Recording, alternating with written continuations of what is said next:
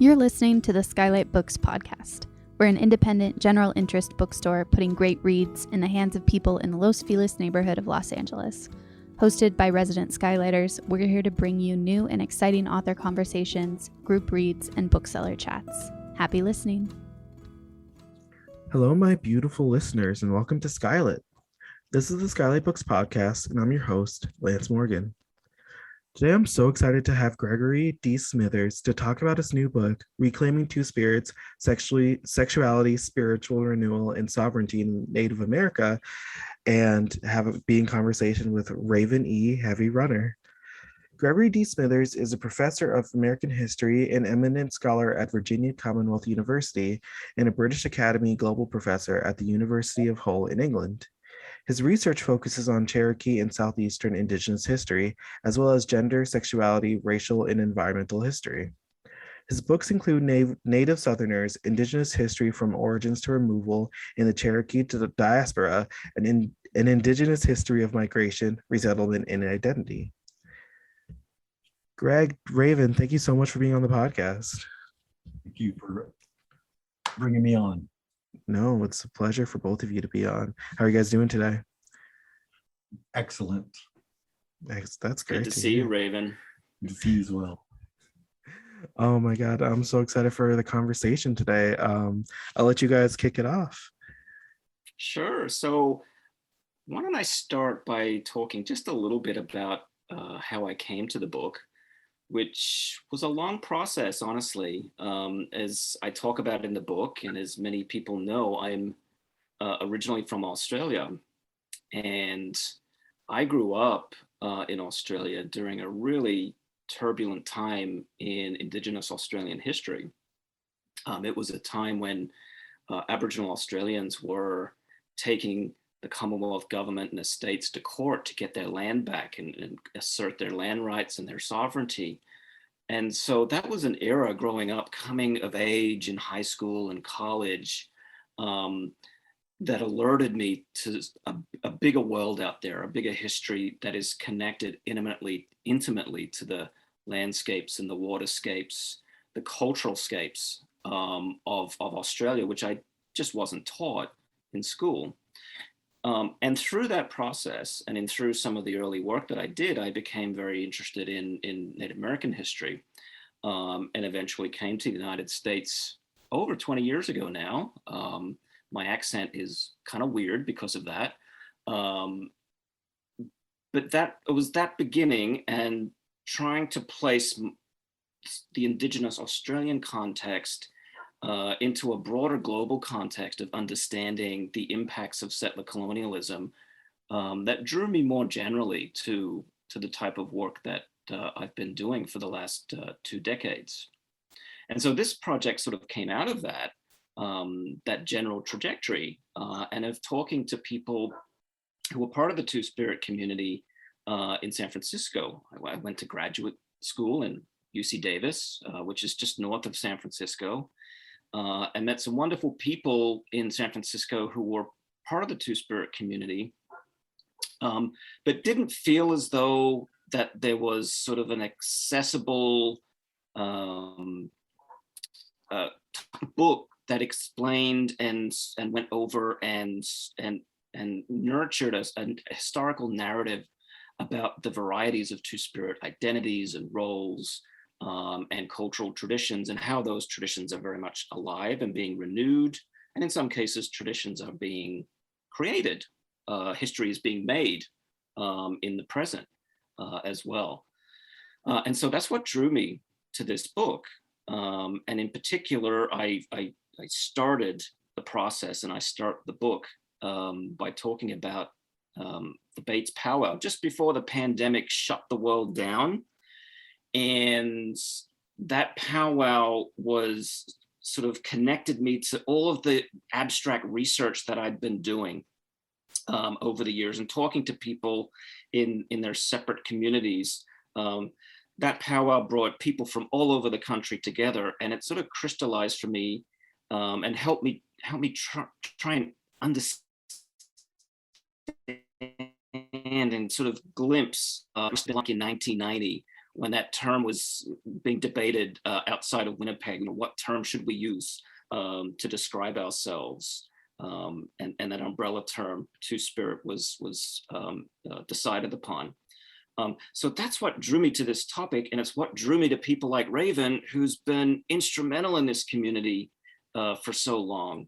And I was just so honored and delighted when, Raven, you decided to talk to me. It was just, a real thrill. But I wanted to sort of ask you, Raven, because I know I asked you when we first spoke, when you first heard the term Two-Spirit and what it meant to you. And I was wondering if you could tell us a little bit about that experience, thinking back to when you first heard that term. So it was not long after the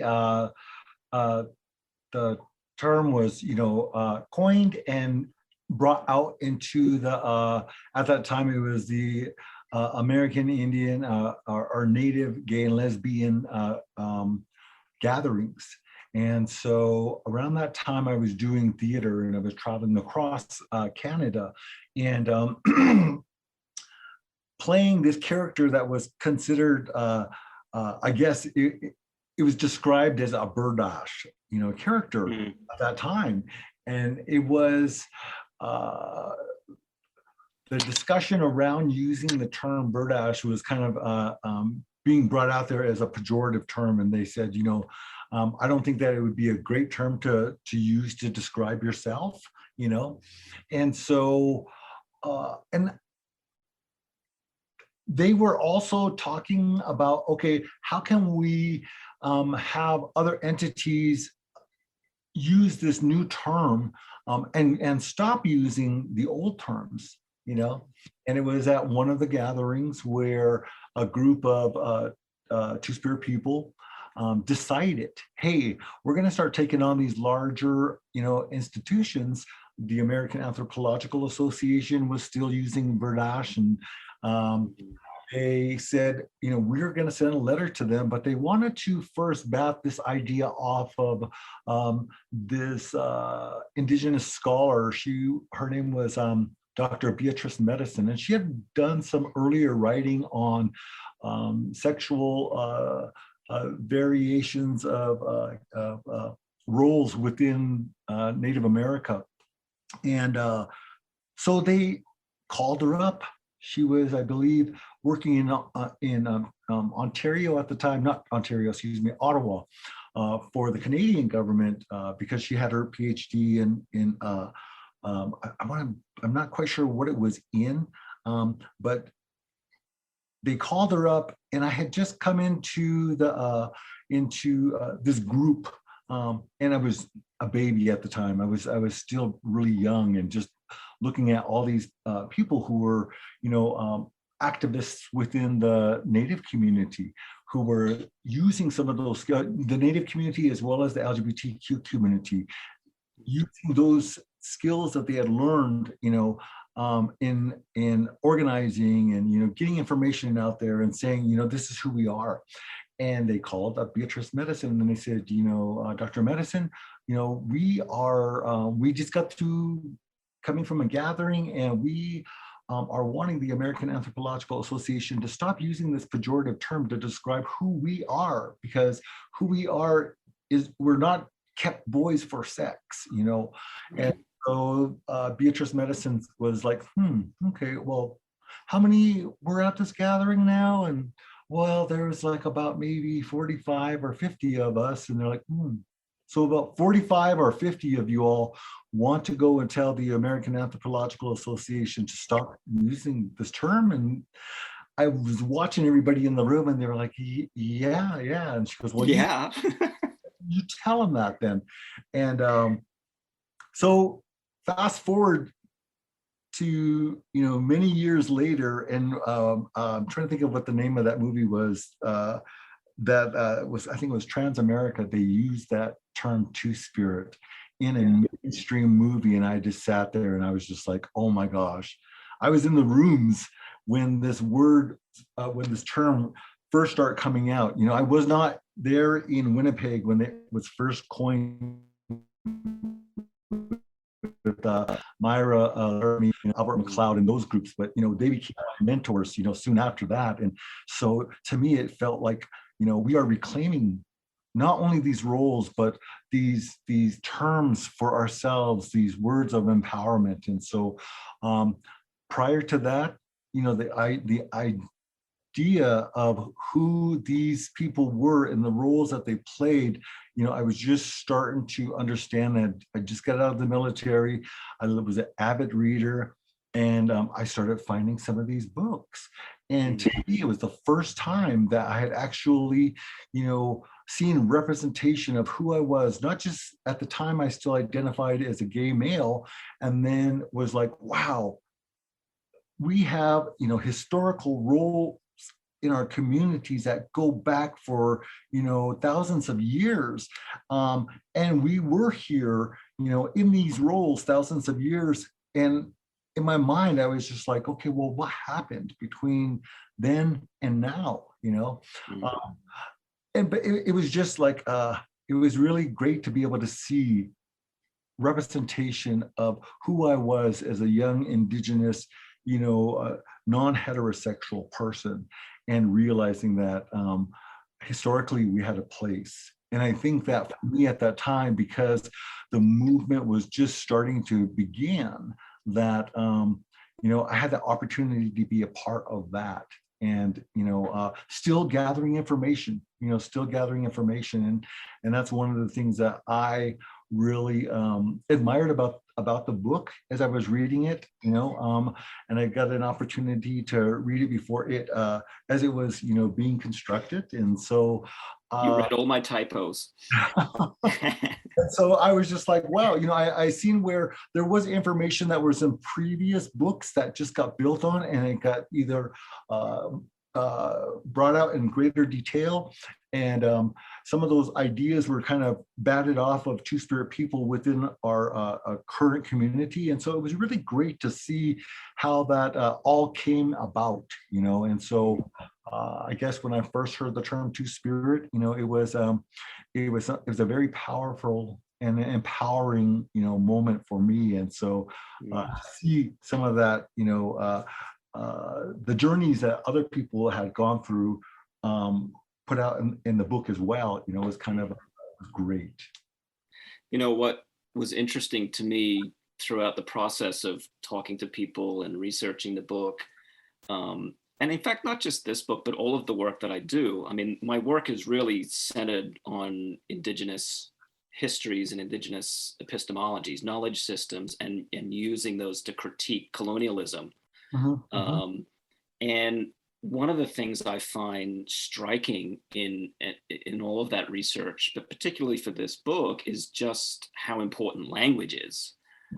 Language is incredibly important in terms of reclaiming native languages, and just thinking in one's native language is a hugely important cultural transformation that people can make or reclaim. But also language in the sense that the words that are used to describe people and events in the past, whether it's 10 years ago or 100 years ago or 500 years ago, can both enlighten, but also do an awful lot of damage to the ways in which Native peoples and communities are perceived by scholars. I mean, you mentioned the term Badash, which, my goodness, that offensive label stayed around for a long time, didn't it? I mean, a lot longer than it ever really should have. And in fact, I can remember being at history conferences in the early 2000s. In fact, 2011, I can remember one conference where a panelist used the term Badash. And I almost fell off my chair in disbelief that term was still being used.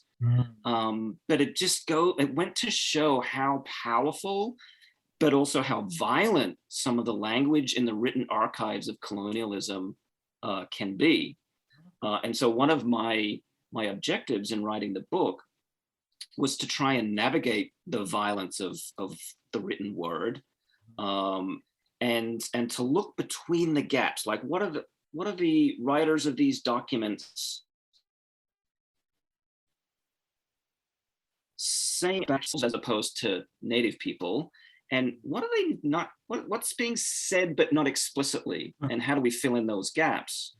And one of the beautiful things I think about the sort of moment that we're in and have been in since the 1990s is the manner in which Two-Spirit people have been reclaiming it at both a sort of an umbrella level, but also at a tribal level. And I assume you've seen that, Raven. You've probably, you know, it's enriched you, I'm sure. I wonder if you had any sort of insights or reflections back on that process as you look back over the past few decades. Yeah, I think that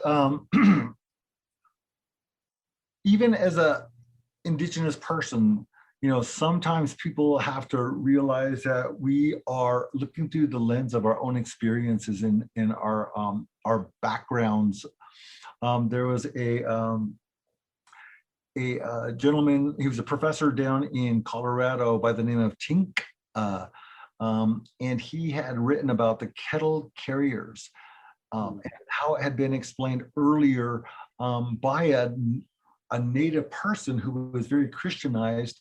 He said for them, the kettle carriers were the two spirits, right?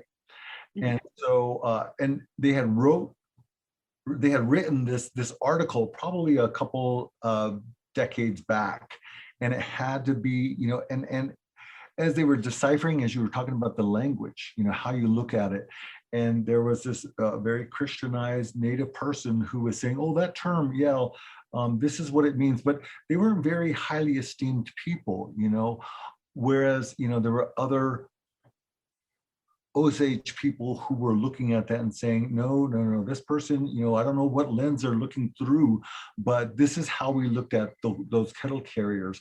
They were important for us to be able to go out and, you know, protect our territory, because the kettle carriers were the ones who, you know, fed the warriors while they were out there and took care of them to make sure if they were hurt or they needed anything, you know, as far as, you know, rest or sustenance or, you know, whatever it was.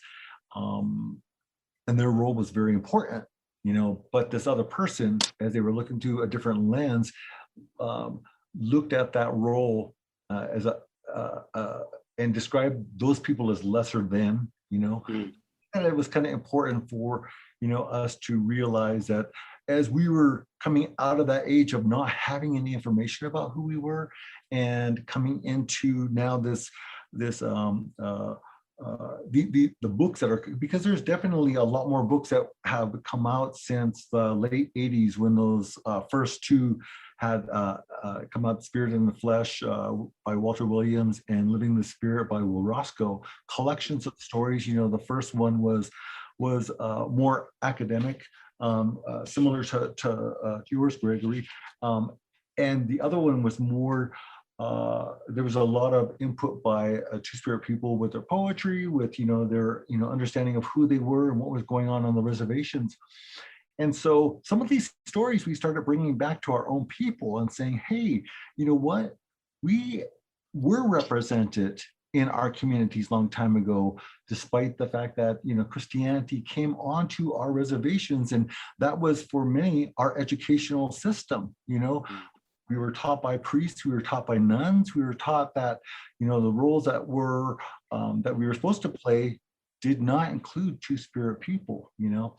And so as tribes are trying to, you know, I guess, strengthen all of their tribal members' roles within their community, some of them are taking on those tasks of, you know, codifying their laws and their policies within, you know, their tribal systems, be it like in their jobs or the healthcare or education or whatever, to be inclusive, you know.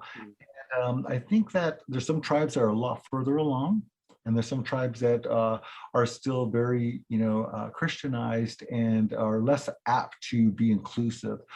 So yes, there's been some wonderful things that have occurred, you know, prior to marriage equality, you know, nationwide. There was tribes that were having that opportunity to put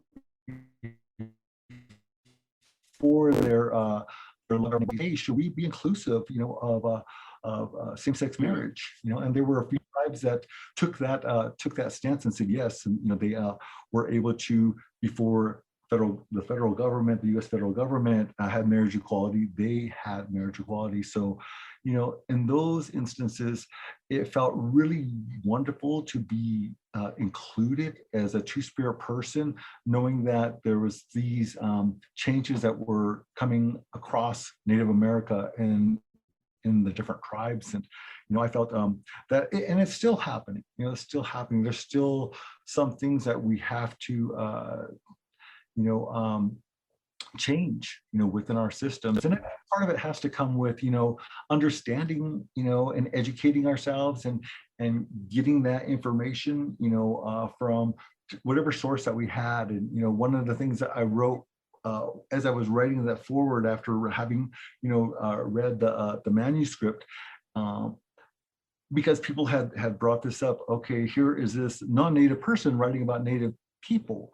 And I realized, how did I know about all these historical stuff had it not been for people, whatever their motivation was, in putting these things down on paper and saying, oh, we've seen these people that are definitely not like others, and describing their roles, and later us being able to say, oh yeah, we had these roles, or finding ourselves within those roles that occurred a long time ago, but yet kind of transcend into today. And I say that because, having been in the Two-Spirit community since 1993, and that's when I went to my first gathering, that's when I first started, becoming involved in whatever I could to help the Two-Spirit community. And it really began just by me, rolling up my sleeves and, asking what they needed as far as help, going and helping the elders at the Two-Spirit gatherings, and, helping them when they were running sweat, and then just listening as they told stories. And a lot of these stories were things that they were hearing from back home. And I think that was a really integral part of who I became as a Two-Spirit person, understanding the role and the responsibility that I had to my community, and at that time I was, a young Two-Spirit person, and now I'm like approaching 60. And so I feel a responsibility, to those younger people who many are still kind of struggling with their identity, or maybe other difficulties that they are having, pathologies within their community, be it like, under education, unemployment, health issues, chemical dependency issues, whatever, a lot of colonized communities experience, and it isn't necessarily just here in North America, as Gregory was saying. It was happening in Australia and New Zealand and, Africa, where people who had become colonized had very similar experiences with, their intellectual property not being able to be passed down to the next generation for survival reasons, right? And so I think that it was, great that there are these, places that had this information stored, regardless of what they knew they had. I think there's a couple of things you touched on there, Raven, that were really important to me and sort of uppermost in my mind as I was researching and writing. And one was the intent of the written documents that I was looking at, written by non-native people. And often the intent, really from the very beginning, whether we're talking about in the early 1500s or in the 1950s, the intent was generally to gain knowledge of and over Native people, and very often with the purpose of pathologizing Native individuals, but also entire Native communities. And these pathologies, these reports that basically pathologize Native people, being used as rationales for policy that sees Indigenous children abducted from their homes and placed into boarding schools, for example. So yeah, I think that's a very important point that you raise. Anyone who does Native history or studies generally has to be very conscious, I think, of the intent. Why are you doing it? And that was something that I was looking at very closely throughout the centuries that I cover. The other was the nature of history and how history and history making has changed over time. I mean, there is this general sense among historians that history is open to everyone.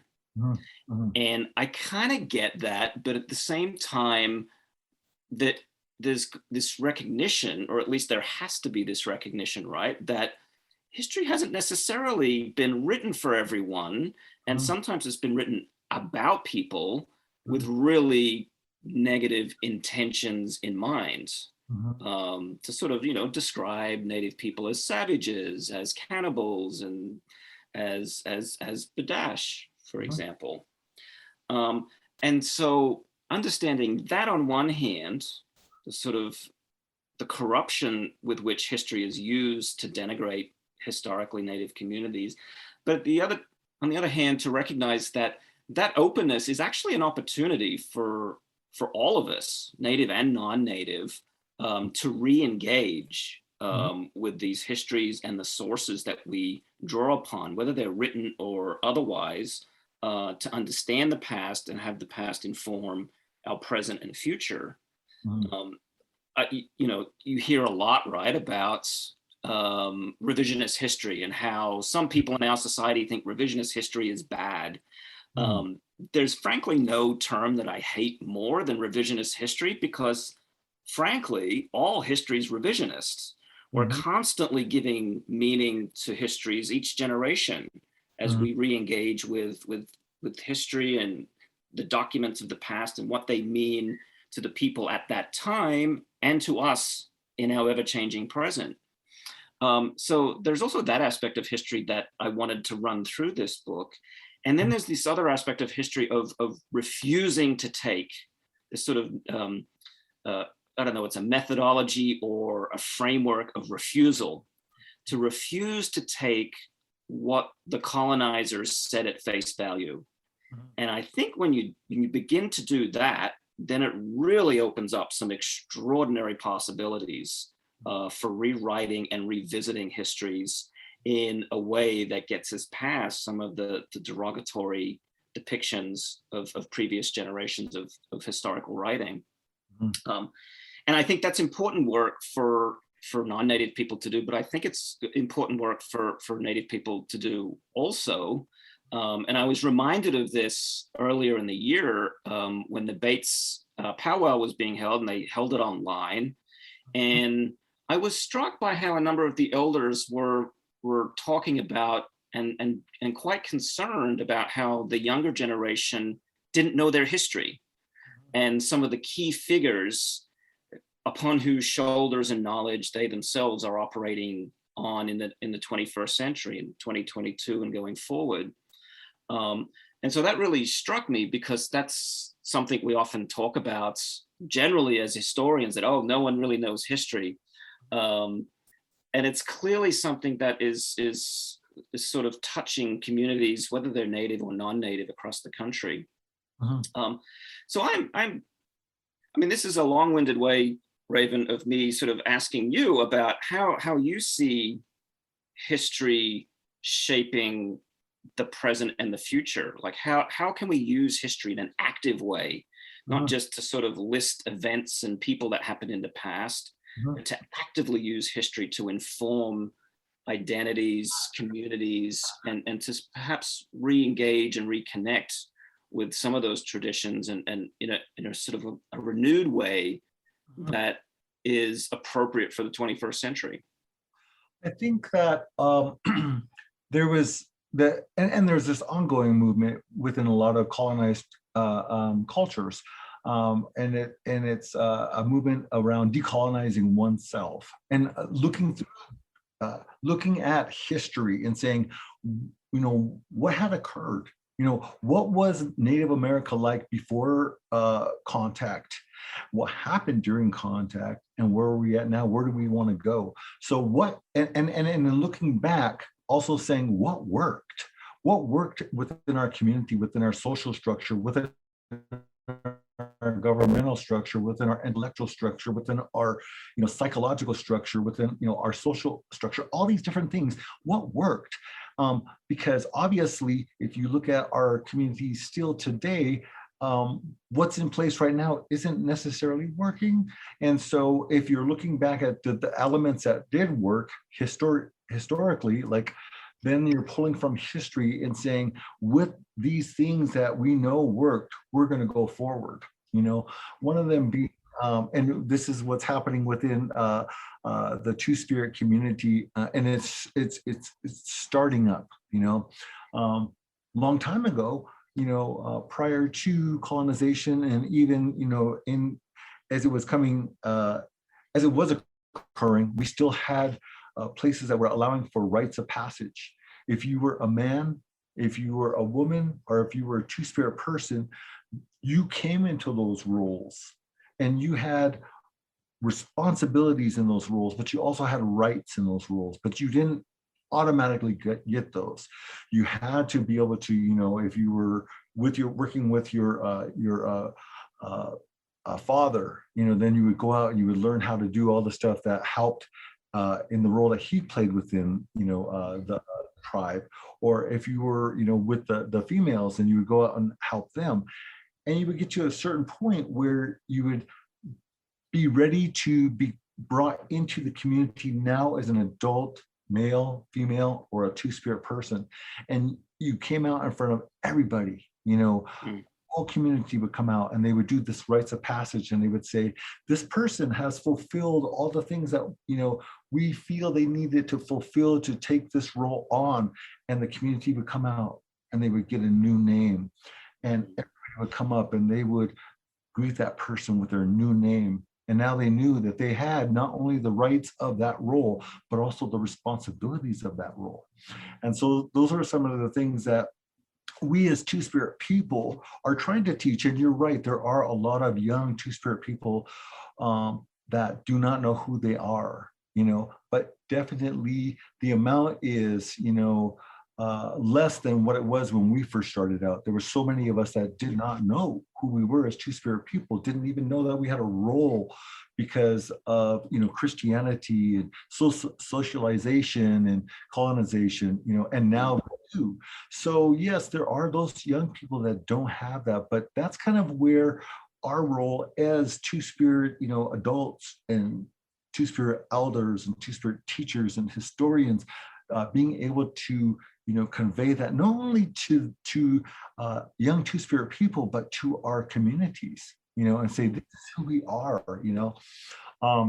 There was and this is kind of a linkage of those roles historically to what happens today. I grew up with this Two-Spirit person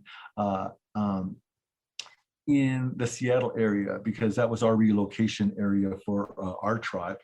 And this gentleman, he was maybe a year or two older than I am, and he was raised by his grandparents, by these old people from the Salish coast, and he knew like a couple of the Salish languages, and he knew their stories.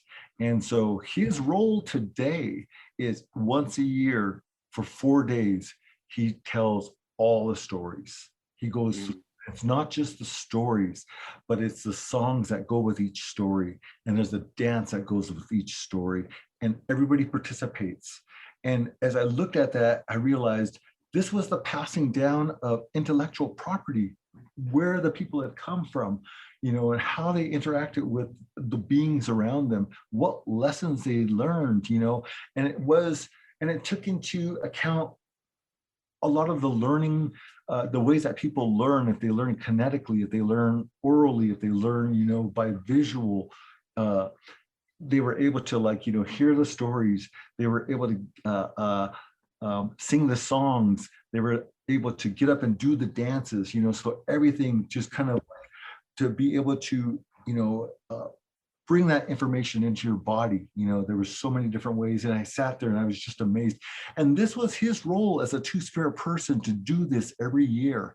And so I was just amazed at all the different people that I've encountered in my journey as a Two-Spirit person, taking that, you had listed about the people who were the doctors and the nurses and the teachers and, the ones that cared for the orphans, still taking on those roles today, and sometimes not even realizing that they were taking on those roles, right? Right, exactly. Did. Yep. Yeah, that actually, Raven, is where the sovereignty part of the subtitle comes into the book, because I wanted that to sort of flow through the book. I mean, we think of sovereignty in sort of political terms and land back, and it is all of those things, but it's also the cultural sovereignty that you alluded to just now, with the sort of reference to stories and song and dance. I mean, that's the kind of stuff that helps people see and feel and experience the world in a way that is particular to your community, and I think gives enriched meaning and empowers people. Without that, the other types of sovereignty are really kind of hollow and meaningless, I think. Yeah, I think that it's definitely, but it also kind of like shapes our understanding of what the world around us means, Yeah. And I think that, and that's why I think like the inclusivity of Two-Spirit people, was something that was easy for Native people to understand, and when I think about like the indigenous languages, and how when we describe personhood, it wasn't just necessarily two-legged people. Personhood was everything. It was like the animals had a person, the rocks had a person, the water had a person, all these different entities had, a persona, and they had rights, as well. They had the right to be able to exist. And, that inclusivity included Two-Spirit people. And so for me, I think that within the language, it really describes our relationship to our people, and so I think, Raven, that's actually why you see Two-Spirit people taking a leading role in climate action at the moment. I mean, you saw the Two-Spirit Nation at Standing Rock, for example, and Two-Spirit people have led anti-pipeline and environmental protection movements, activist movements throughout North America since then as well, which is, again, I think reflective of some of those nurturing caregiver roles that Two-Spirit people historically have taken on in many tribes throughout Turtle Island.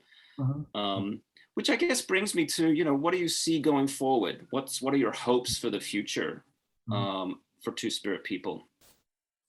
Well, of course, that continued inclusivity or growing inclusivity within our tribal communities, and I think that it still has, there's still many tribes that have a ways to go, in understanding their Two-Spirit constituents, and even the Two-Spirit leaders that are within their communities. There's I remember I was really excited to have met a Two-Spirit person who was actually on their tribal council, and it was in Canada, and they were actually elected as the tribal chief, and we were just like amazed. I mean, it was one of the first, 2002 was the gathering, and it was in Mission, BC. It was one of the international Two-Spirit gatherings. And this person was just like, wow, a celebrity, because, for us, it meant that we were gaining, he was an out Two-Spirit person, right? And since then, there's been, a number of Two-Spirit people on, their tribal councils who have been out and who have been instrumental in including Two-Spirit people within their laws. One of them is Johnston, is his last name, and he is actually, I think he had a couple terms as vice chairman of his tribe up at Quinault in Washington, and he just recently has, didn't run again, and is just, getting out there and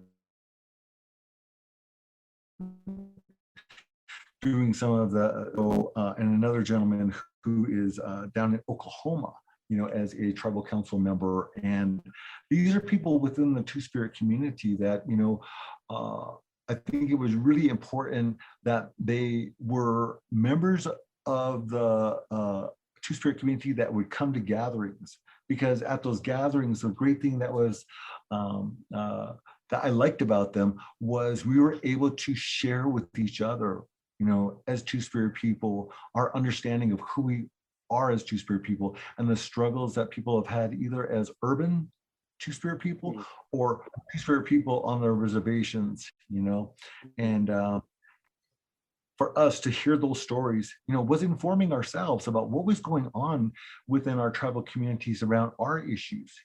What is the thing that was kind of important to be able to address rather.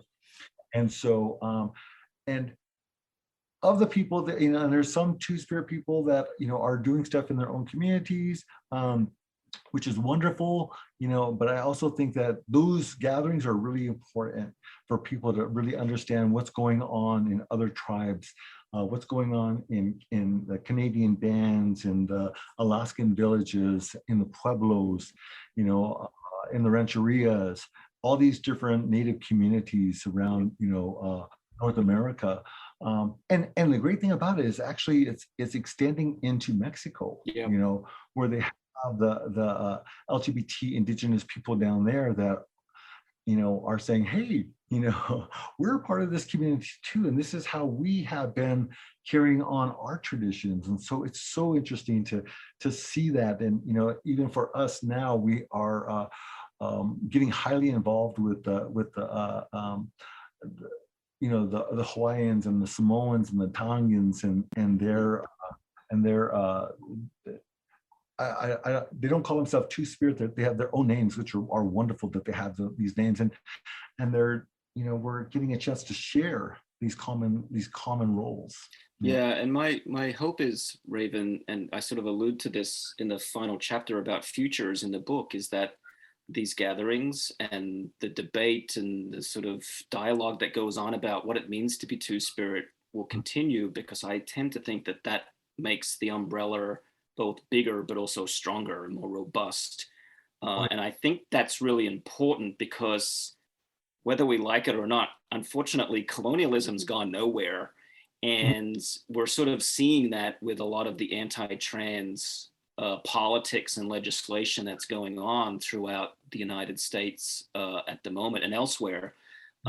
So there's going to need to be that strong umbrella and that sense of community, because there may be some tough times and some tough things that we need to do, both Two-Spirit and ally together.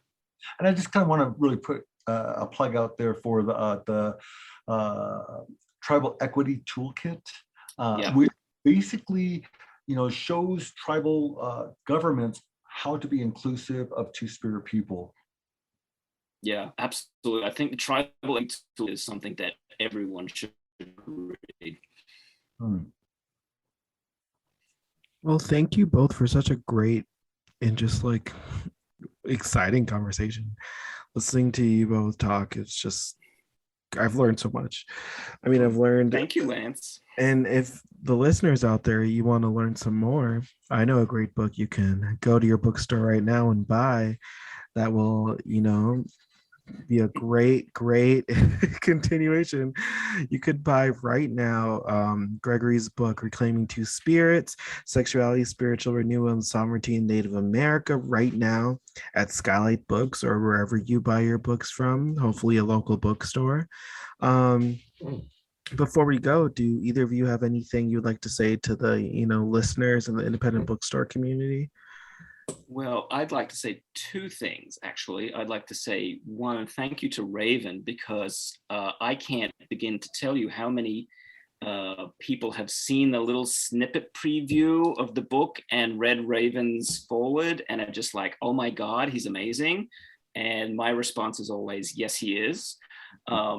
So I just thank Raven from the bottom of my heart for being part of this project. And I also thank you, Lance, and who support their local independent bookstore. They're super important for our communities. So please get out there and whether you buy 1 or 2 copies of my book or another book, just go to your local indie bookstore. But you should buy a copy of this book for sure. Raven, do you have anything you'd like to say?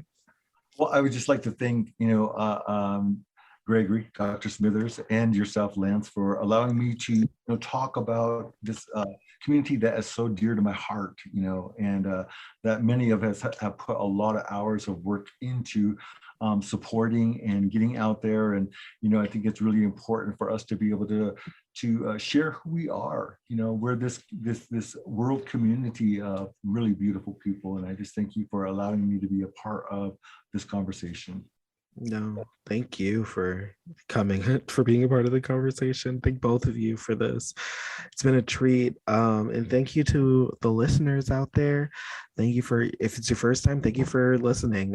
Please go back. We have some great episodes like this that you can listen to. But if you're coming back, thank you for coming back. We appreciate you and keep on listening. All right. To all of you out there, have a great and beautiful rest of your day. Go treat yourself. Do something good for yourself today. All right. Bye. Thank you for listening to the SKYLIT Books podcast series. Please don't forget to visit our website at skylitbooks.com and make sure to follow us on Twitter and Instagram. Also, don't forget to subscribe to this podcast for more author talks and bookseller conversations.